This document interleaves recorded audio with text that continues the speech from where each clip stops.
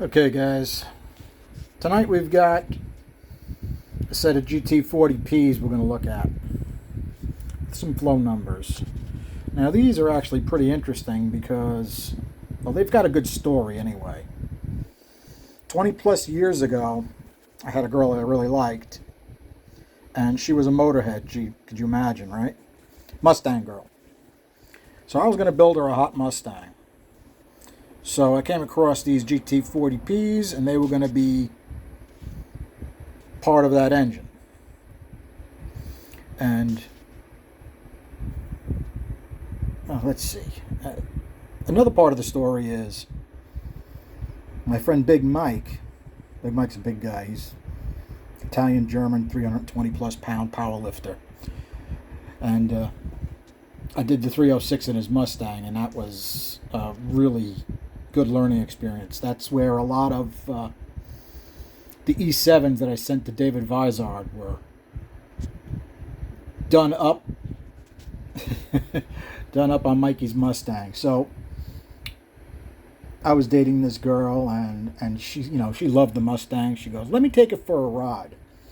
And back where I lived in Long Island, there was a road that was built by one of the Vanderbilts back when there was no roads.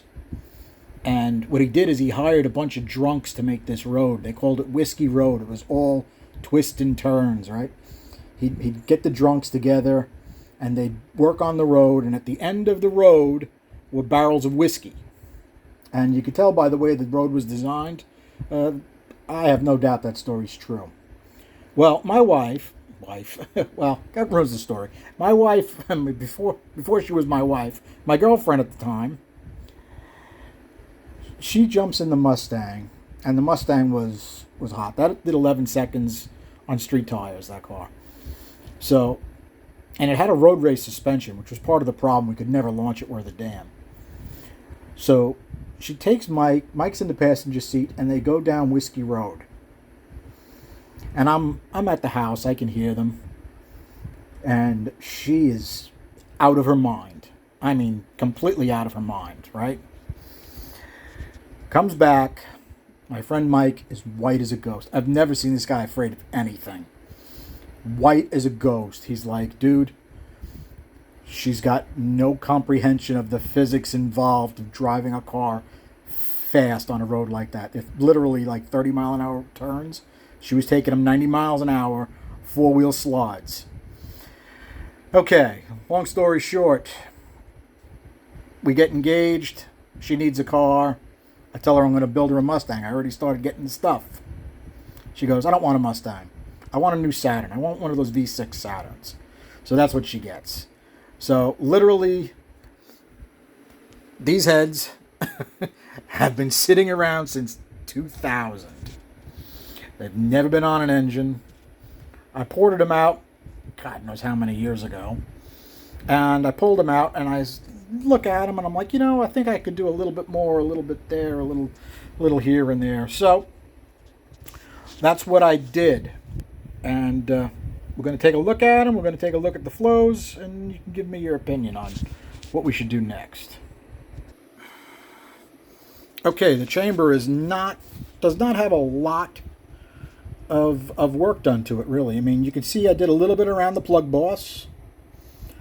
The basic shape, right, of the gt40p chamber is pretty good. I mean, they stuck the plug way out in the center, which is good.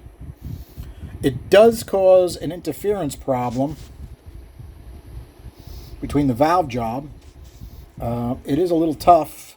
You can see I actually did a plunge cut, and I took a little piece of the boss out, which isn't really good because these don't have a lot of threads. We were talking about Fords don't have a lot of threads on their spark plugs. These are definitely a problem. But the way that boss is done, let's take a look at this one. It's all full of dirt. See if you guys can see inside that boss. There's only a couple threads, right? Come on. Only a couple threads, and then it's just straight. Now, I know Terry Grover, he does his chambers. He cuts that back quite a bit. And then he threads it for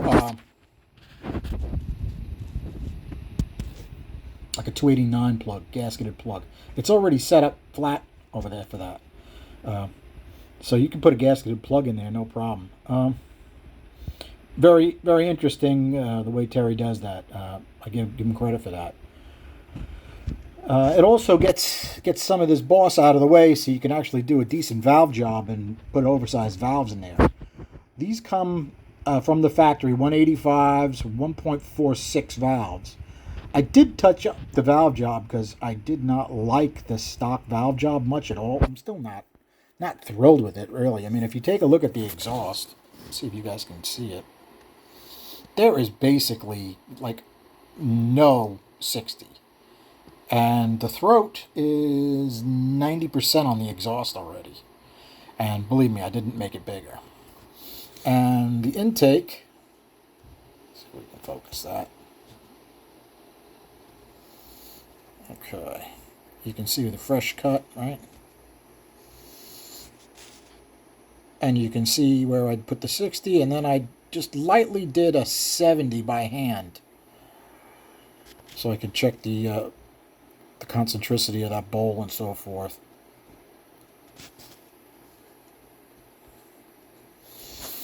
Okay. Where was I going? Oh. I don't know who did it first, whether Chevy produced the Vortec or these came out first, but I'm going to say they were definitely looking at each other's designs because that chamber resembles a lot Chevy Vortec chamber, right? I mean, I like it. It's cut out. It's cut out here, right? Just like I do on the Fuelies, right? Cut out there so you get some air going around the chamber. It's nice. And the centered plug, you don't need as much spark advance, right, from the flame front. All right, let's try that again. All right, take a look at the exhaust. You can see it's scalloped out nice around the outside of the cylinder, which is where your high lift flow is going to be going. It's got a much better shape than the E7 does, right? The E7 is all rectangular. It's all squared off. This has got some nice roundish curves to it. I mean, obviously those aren't stock curves. That's, I did quite a bit to it. But these have a way better short side radius. Come on. The short side radius is much higher than E7s.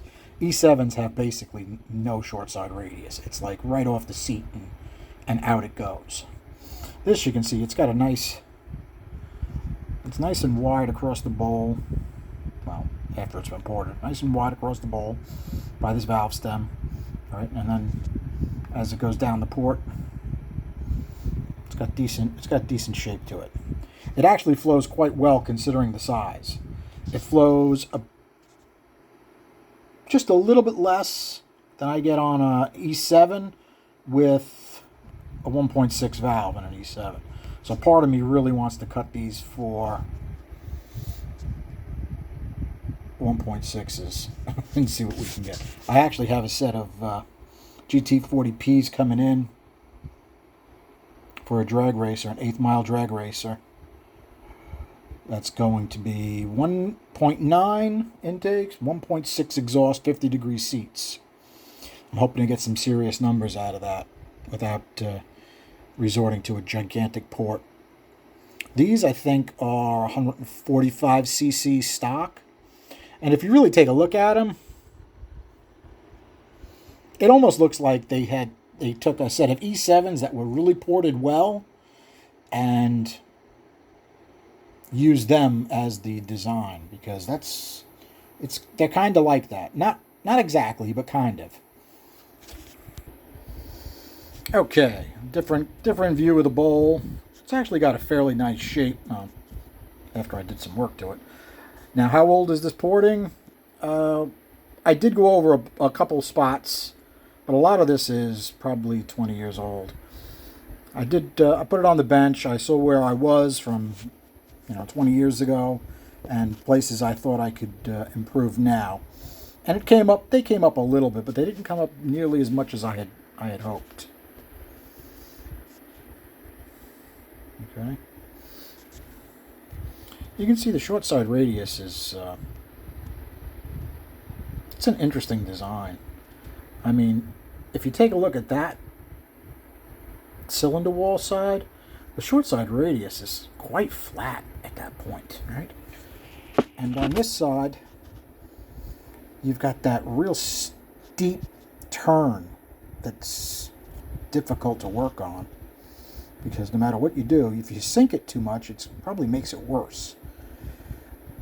You got really high speed air there. Okay, the pinch is still a little bit tight. I'm thinking I may open that up.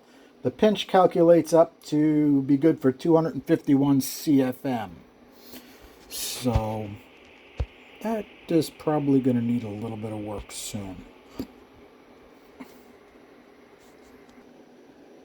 Okay, just like I do with pretty much all exhausts, right? The outside is basically stock size.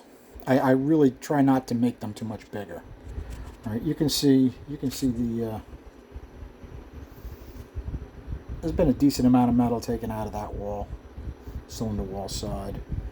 It would be nice if I could take more metal out of center of the cylinder, because the airspeed is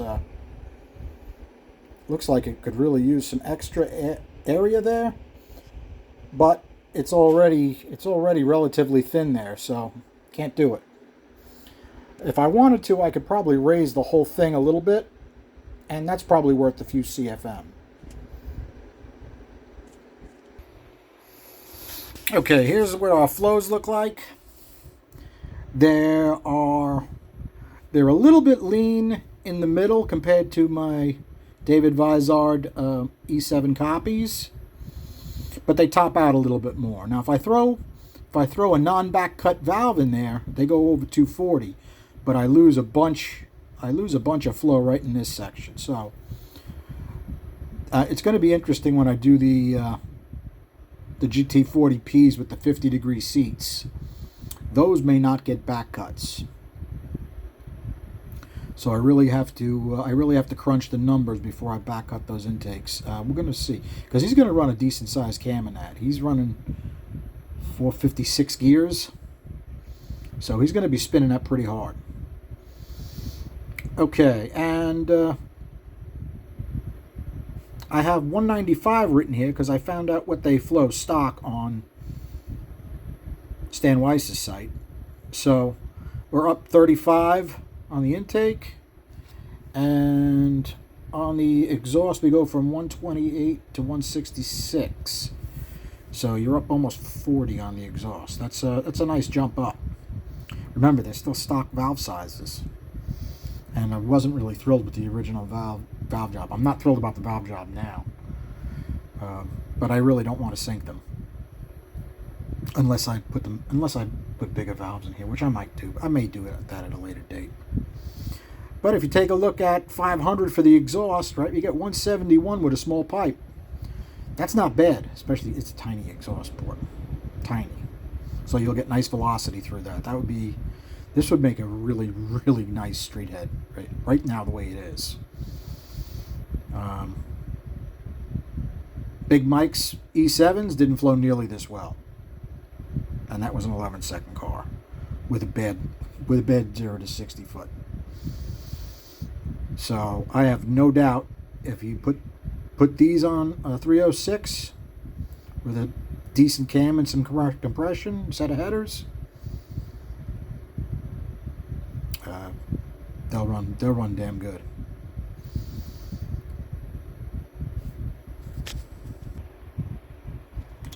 All right, guys, I'm beat, even though it's only a Tuesday. One of the reasons I dug these out is because I want something as like a benchmark before I do that other set of GT40Ps. So let me know how you think these turned out. I really could not find any ported GTP flow numbers anywhere.